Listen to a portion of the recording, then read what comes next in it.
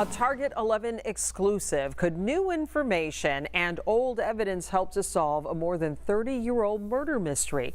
A woman found dead in her car at a local car wash, and to this day, that case remains unsolved. But as Target 11 investigator Rick Earl discovered, police are hoping a combination of old and new will ultimately lead them to the killer. 32 years, and there has been nothing, absolutely nothing. It's been 32 years since Kathy Wagner's sister-in-law, Deborah June Wagner, was found dead in her car at a car wash in Hempfield Township. It was 1990. Debbie was living with her boyfriend and his mother in South Greensburg.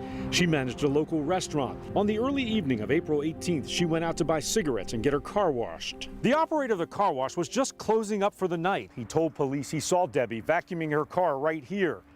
She was by herself.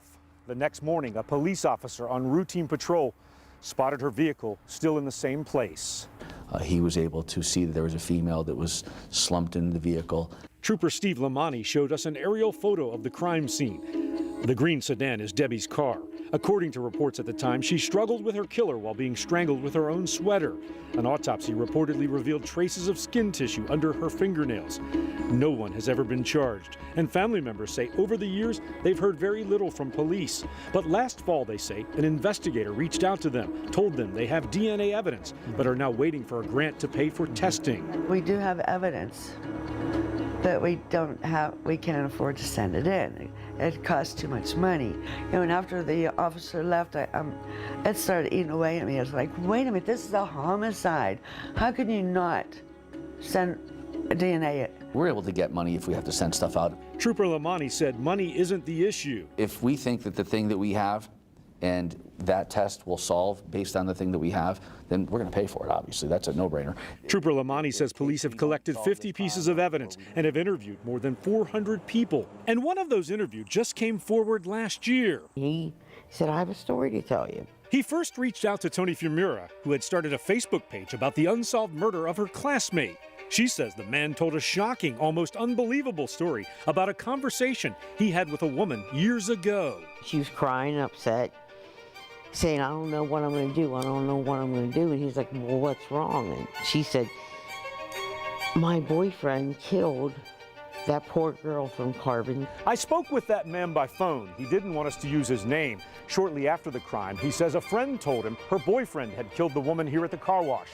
He told his mother, and she said she would make a phone call. They never talked about it again. And then he recently saw that Facebook post about the unsolved murder here.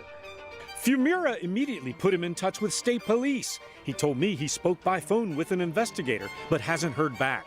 Yeah, we've been conducting interviews. None of this has stopped. There's somebody out there that has a piece of information that I think could solve the case of Deborah Wagner. I just know Debbie didn't deserve this, and whoever did this needs to pay for what they did. Something needs to be done, really. Answers. We just want answers. You would like to see justice, I'm sure. Yes, I would. I would like to put everyone at rest. Family members say police told them Debbie was not sexually assaulted or robbed, and they say her boyfriend cooperated with investigators, even passed a polygraph test. Today, there's still a $2,000 reward for information that leads to an arrest. Rick Earl, Channel 11 News.